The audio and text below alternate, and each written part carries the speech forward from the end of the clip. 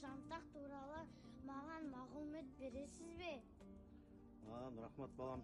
Мына енді жантақ деген біздің Қазақстанда көп кездесетін шөптің бірі. Бұл жантақ мал жейді.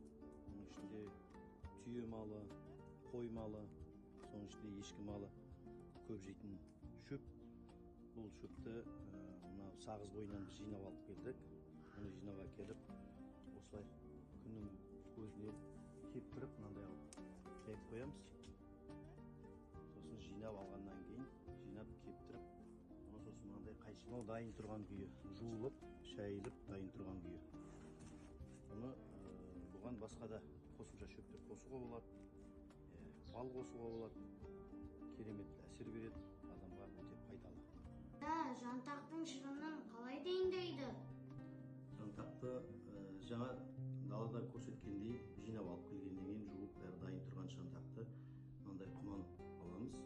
Осындайға шөліңге осыған мына немен ыдыспен алып, қолмен ұстаса тікен шөп адам қолына кіреді. Сондықтан бұны осылай немен алып мынаған саламыз. Осыған өзінің орнысымен салып, мынандай салып,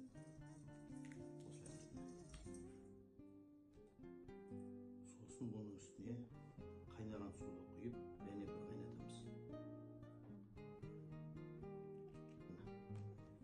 Қайнаған суды аламыз да мынаған құямыз.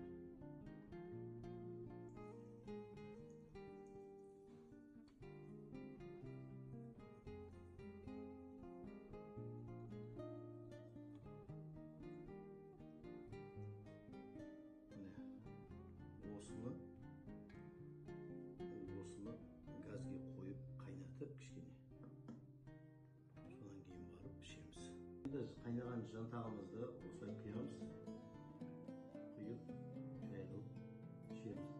Енді жантақтың қасиеті адамның пайдалы жағы іш құрылысқа, ішек жолдарына, өт жолдарына, бүйректегі тастарды, тұздарды шығаруға өте жақсы әсер етеді.